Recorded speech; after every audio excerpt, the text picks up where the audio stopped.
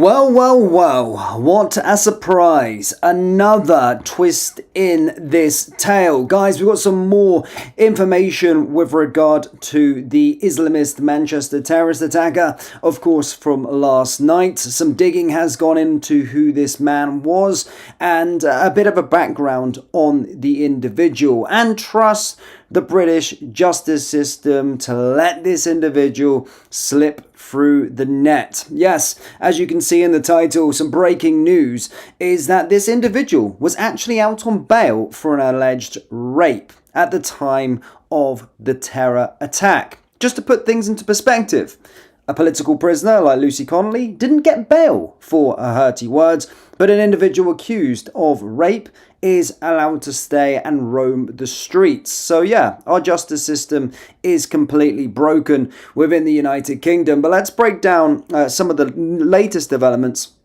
with regard to jihad and his background. As always, guys, please do hit the like button and hit the subscribe button for more, and get involved in the live chat. I'll be taking your reaction a little bit later on. So what have we got with regard to jihad? Well, the picture emerging of the man behind the Manchester synagogue terror attack is deeply disturbing, not only because of what he did on Yom Kippur, but also because of what we are now learning about his background. Jihad al-Shami, who was already facing serious allegations at the time of his attack, and according to reports, he was actually out on bail for an alleged rape earlier this year. On top of that, he was drowning in debt and had just separated from his wife and baby boy who was born last October.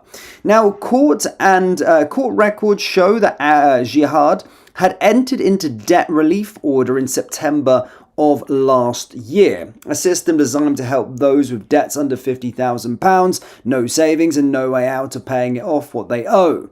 That arrangement expired just a month before the attack, meaning he had lived for a year without paying back a penny and then saw his debts wiped clean.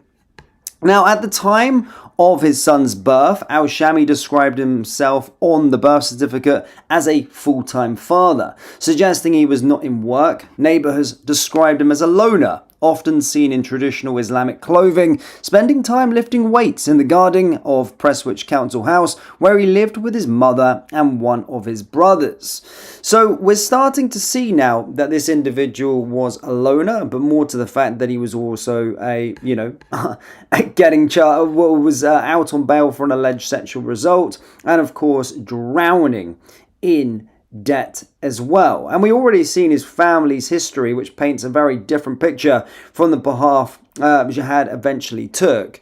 His father was a trauma doctor, as we already know, and his family or his fathers came out and condemned and wants nothing to do with the attack. But if you tuned into the live stream we did earlier on today, we actually discovered things about his father, which celebrated the October 7th massacre, where, of course, the Israelis were slaughtered, and he was, of course, posting posts on the day of that attack and celebrating it and calling those Hamas terrorists heroes. Yes, we're seeing it all. But again, we're seeing the British justice system again at fault for yet another attack. How does an individual named Jihad go just allowed to roam free after being charged for rape, or at least out on bail or accused of a rape? How does this just even happen? And as I said at the start of the live stream, political prisoners like Lucy Connolly, well, they didn't get bail for hurty words on Twitter. So why are we seeing individuals with such serious crimes as this get granted bail? As always, guys, the reaction on X is blowing up, and we're going to get over there and have a little look to see what people are saying with regard to it. And as you can imagine, people are angry. We've, of course, seen David Lammy as well. I posted a video earlier on today as well of him turning up at the synagogue, and he was booed and jeered as the crowd said, "Shame on you, shame on you." But let's go over to X and see what people are saying with regard to this new revelation that has just came out with Jihad. So yes, as you can see here, we're starting to get this information. Tommy Robinson straight away here says, it has now been revealed that the Manchester synagogue Islamic terrorist was on police bail for an alleged rape when he carried out the attack. Jihad was under investigation over alleged sexual attack, which is understood to have taken place earlier this year. As you can see, it's really hitting the headlines now on social media. Again, you're starting to hear about it here. I'm just trying to get some more information to see if people have replied to it. Again, we've got some random stuff that doesn't necessarily correlate with this. I had to put it in there with the keyword. But as you can see, when I'm putting rape Manchester attacker in, a lot of things are coming up. But this is what we've got in terms of the latest stuff. As you can see, mainstream media absolutely running with this story right now. But let's see if anyone has came out and said something. I think Zia Yusuf, in fact, did say something on this. I think I've seen him post about it. Zia Yusuf, he's come out and said something. Yeah, this is horrific. The criminal justice system in the UK is totally broken. It absolutely is. And as we're seeing right here, Lucy Connolly, a mother with no criminal track record, banged up in jail forever for saying something online. Jihad al-Shami, a future Islamist terrorist with a criminal history, let free after allegedly raping someone in a sex attack. We need reform to sort the nation out. As you can see, people in this comment section are simply always, of course, talking about Lucy Connolly, drawing the parallels. And this is also another point that we've seen earlier on as well. Remember, the Home Secretary said that he wasn't known to police. Maybe that they meant he wasn't known to police in terms of on the sort of terror watch list or anything like that. However, he certainly was known to police in a way that, well, he was on bail for committing a sexual act, a sexual crime, or an alleged sexual crime, should I say, sorry. Mental. Absolutely mental. And of course, the justice system was, of course, going to the justice system was obviously going to come to blame because, as Zia has said there, it is totally broken. It really is totally broken. Manchester attacker. Let's have a little look. Rape. Let's see if there's anything more on this. So we just got the same stuff here. Let's have a look at the latest.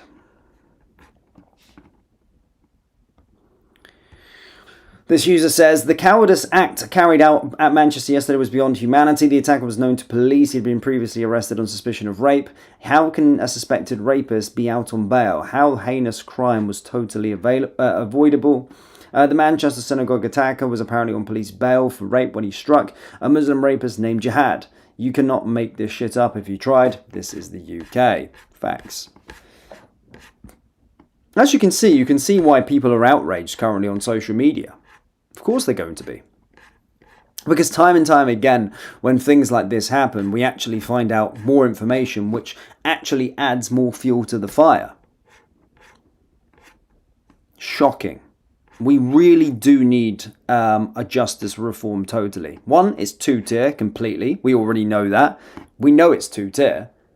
But at the same time, how we're just allowing individuals to just serve 40% of their sentence in the first place, but also see individuals like this let off.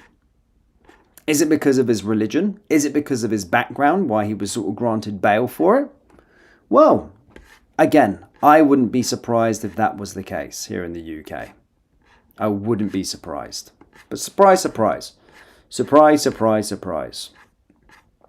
Yeah, so as I said, that's kind of all of the latest we have on this individual.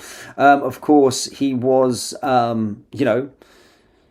on bail for an alleged rape, but also up to his eyeballs in debt. Shocking. Absolutely shocking. It's just what we see. As everyone's saying in the comments, two-tier broken Britain. Facts. Absolutely correct. Disgusting treason letting this animal out, says Jesper. Obviously, they knew him, which is why they arrested others so quick. Yeah, well, but there's two other people that were arrested. So, yeah, there was two other people arrested. We've obviously seen some stuff with regard to his father as well. If you haven't watched the live stream from earlier, then I probably suggest you do. And that will probably tell you more about him. I mean, straight away when I seen that his name was Jihad, yeah, that sort of raised concerns and alarm bells in me as a normal individual. And many of you in the live chat would have also been, seriously concerned by just his name from the offset. But when you start scratching the surface and seeing what his father was up to, what his father was posting online, this is what I'm saying. These left-wing terrorists and these left-wing terrorist sympathizers go unnoticed by the establishment time and time again.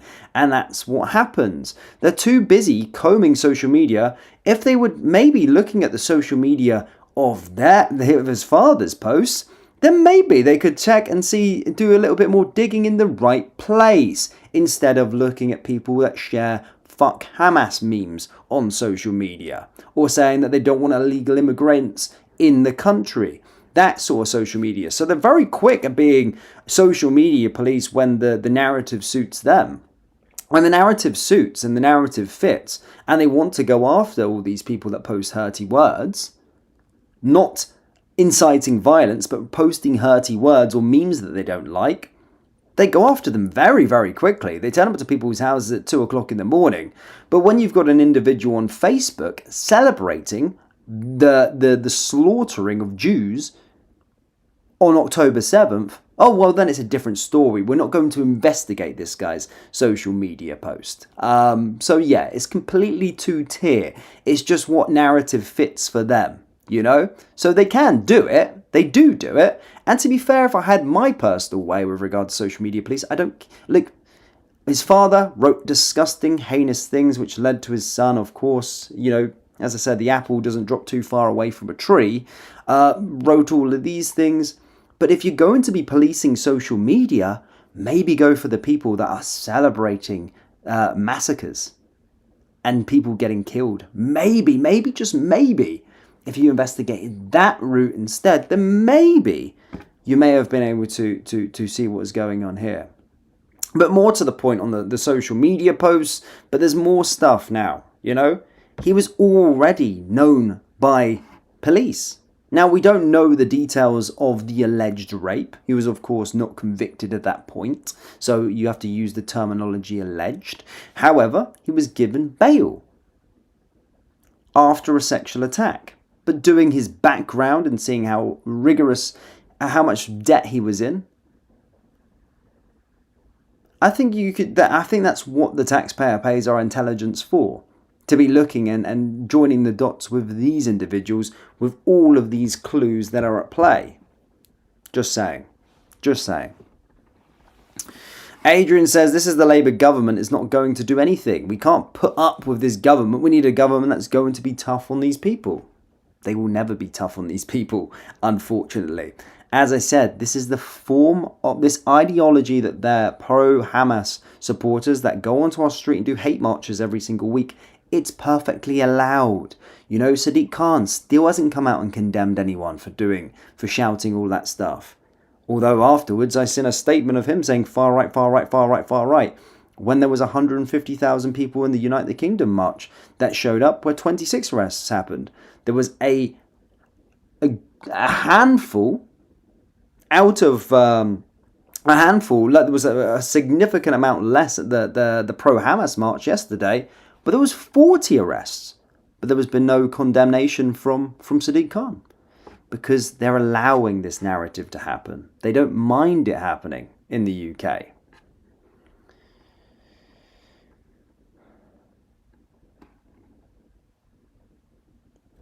Exactly. They were celebrating. They were hate marches. They were gathering all together to celebrate what was happening. Razzle says, my forehead looks like a junction 20 of the M62. I mean, I probably need to stop frowning. There you go.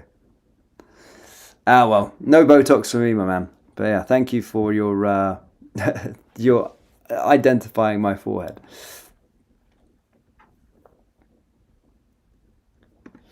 Sean says, thoughts and prayers make no difference. What's needed is action and accountability. Exactly. But again, the government's reaction is always far too late. They go on and say that they're going to do things now, but you've seen it coming. And I'm going to stop stressing myself and get myself worked up about this, because we know this Labour government is complicit and they've allowed this to happen, and they ignore certain things in fear of offending a certain ideology and social group and religion. We just know how it works. But guys, do let me know your thoughts on this down there in the comment section below. Hit the like button, hit the subscribe button, and I'll see you all later if there is another update. Take care.